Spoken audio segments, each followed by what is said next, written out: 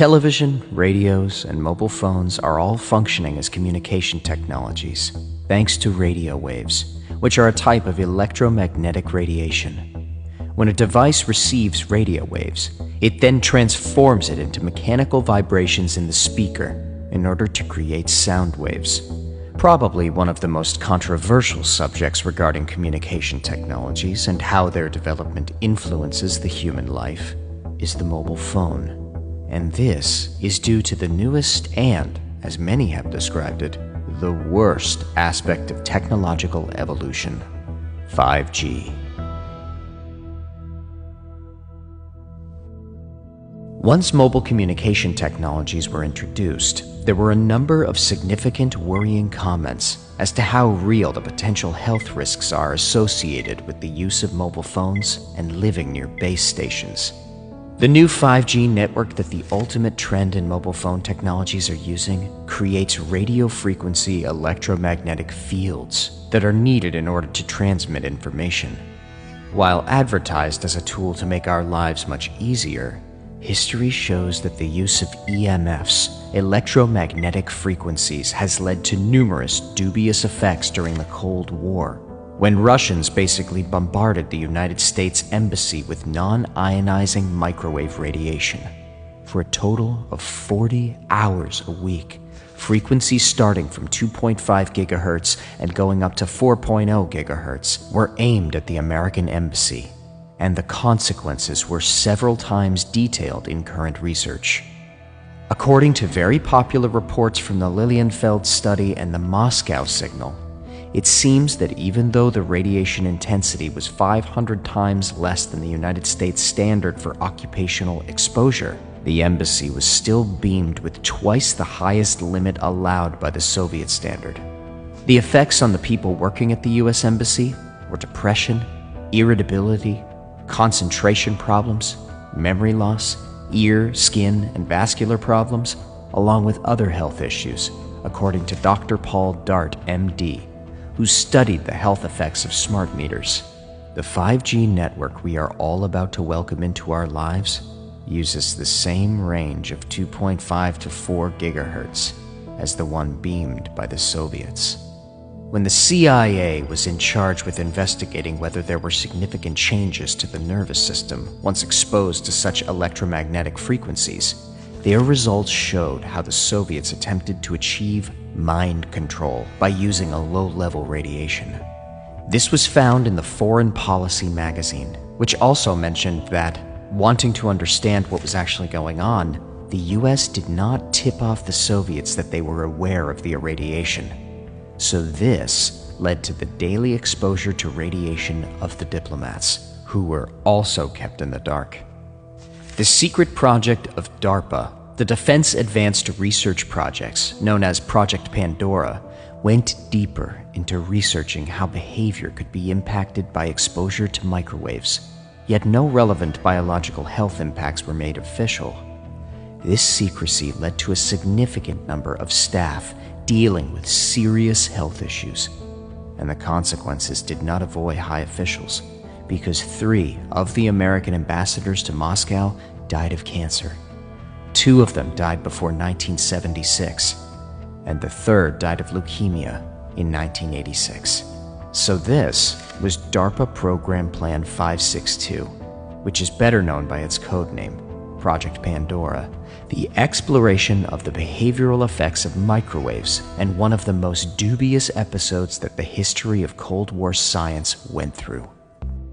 What the Soviets used in Moscow were microwaves and radio frequencies that a 1971 study carried out by the Naval Medical Research Institute documented as leading to a number of biological impacts, such as cataract lesions, burns at the site of surgical implants such as pins, liver enlargement, poor fertility in men, alterations in fetal development, significant impacts on the nervous system like headaches, insomnia, restlessness, cranial nerve disorder, seizures and convulsions, psychophysiological disorders such as depression, anxiety, a general feeling of lousiness, dizziness, fatigue, irritability, chest pain, memory loss, and tremors.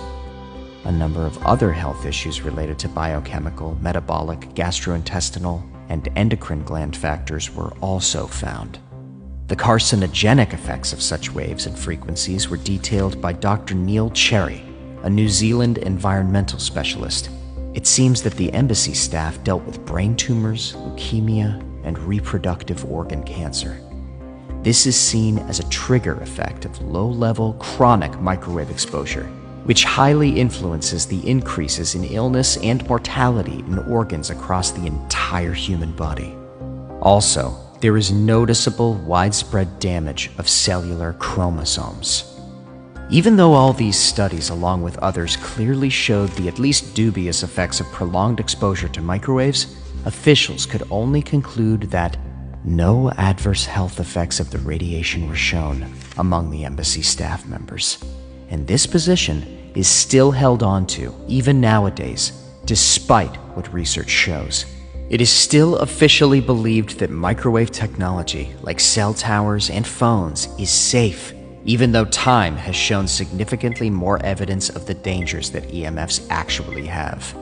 This new wireless revolution, which is the 5G, is thought to provide access to a planet-wide wireless system that will successfully go past 4G, its predecessor, in terms of how fast and more energy efficient this new network is announced to be. So, is it safe enough to be brought along in everyday human life? Some magazines would say that yes, it is. However, researchers disagree. Dr. Ben Ishai, member of the Hebrew University Department of Physics, explained in more detail this phenomenon during the 2017 Environmental Health Trust Forum. He came up front with evidence that the 5G technology will interact with the human skin and the sweat glands, and that it will seriously affect oxygen metabolism. The skin is absorbing, and the main, if you like, motivator of that absorption would be the sweat duct. And this is all before we'd even realized that these industry standards were going to come out for 5G. Now, there is a problem at around about 550 gigahertz, strong absorption line from oxygen. He went further, claiming that there is much more research on human health effects that must be done before this new wireless technology is implemented. According to him, this is a mandatory step to take before anything, because this is how both the public and the environment are protected. The same opinion is shared by the president of the Environmental Health Trust, Dr. Devra Davis, who believes that this is all part of an uncontrolled experiment aiming to impact the human population. She adds that as long as one looks out for a faster downloading of movies and games, there is no opposition in volunteering one's living body to such a global experiment. So there are still questions that need an answer. As a society, should we agree with investing hundreds of billions of dollars in deploying 5G? Should we agree with the installation of 800,000 or more new cell antenna sites throughout the United States, close to households, workplaces, or play spaces? Since approximately 250 scientists and medical doctors signed the 5G appeal that requires an immediate moratorium on deploying this new network, and that more research must be done before installing it, you be the judge of whether this technology is working for us or against us.